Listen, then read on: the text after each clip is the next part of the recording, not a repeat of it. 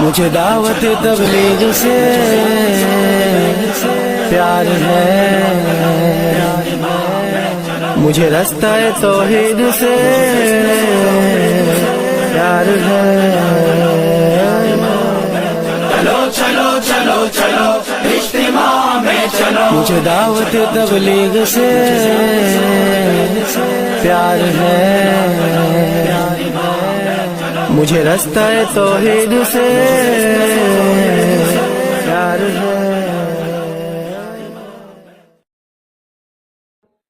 अल्हम्दुलिल्लाह वहदहु वस्सलातु वस्सलामु अला मन ला नबिय्य बअदहु। अल्लाहुम्मा सल्लि अला सय्यिदिना मौलाना मुहम्मद व अला आलि सय्यिदिना मौलाना मुहम्मद कमा सल्लैता अला इब्राहीम व अला आलि इब्राहीम इन्नका हमीदुम मजीद। Bismillahirrahmanirrahim. Nahmadu wa nusalli wa nusallim ala rasulihil karim, amma ba'du. Hadirin yang dirahmati Allah Subhanahu wa taala, beliau sampaikan bahwa menjadi qanun Allah Subhanahu wa taala bahwa untuk menghidupkan agama di atas permukaan bumi ini, Allah Subhanahu wa taala selalu memilih dari kalangan malaikat dan manusia. Ini orang-orang pilihan yang Allah Subhanahu wa taala akan menggunakan mereka untuk usaha menghidupkan agama di atas permukaan bumi. Kemudian hadirin yang dirahmati Allah Subhanahu wa taala, siapa yang akan Allah pilih?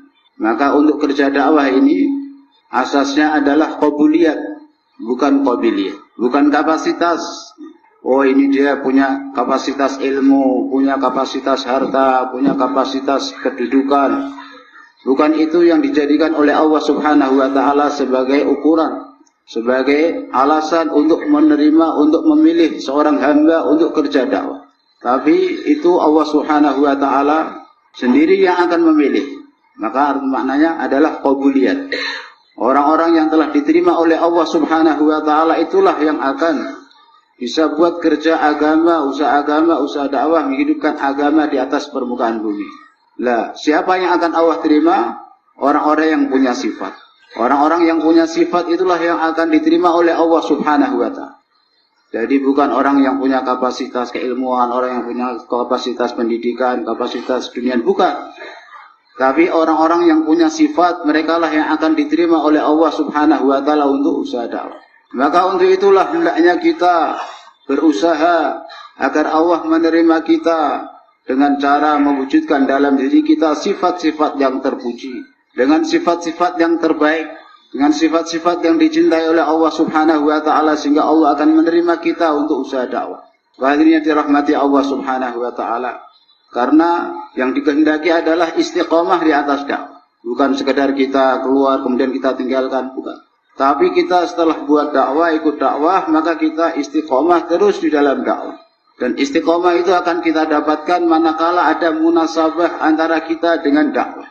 Jadi hubungan seorang dengan dakwah itu ada dua macam. Satu nisbat, satu munasabah. Beliau kasih contoh untuk memahami. Satu orang suami istri, satu orang laki-laki dan seorang wanita menikah. Setelah menikah, maka ada nisbat, ada hubungan. Ini suami bagi wanita ini istri bagi laki-laki. Jadi ada hubungan suami istri. Hubungan sudah, tapi selanjutnya cinta, kasih, mahabbah, munasabah, kecocokan. Belum tentu setelah jadi suami istri terus kemudian cocok. Berapa banyak orang setelah jadi suami istri hubungan sudah dia dapatkan, tapi ternyata nggak cocok. Tidak ada kecocokan sehingga tidak ada mahabbah, tidak ada cinta kasih di antara mereka. Akhirnya putus.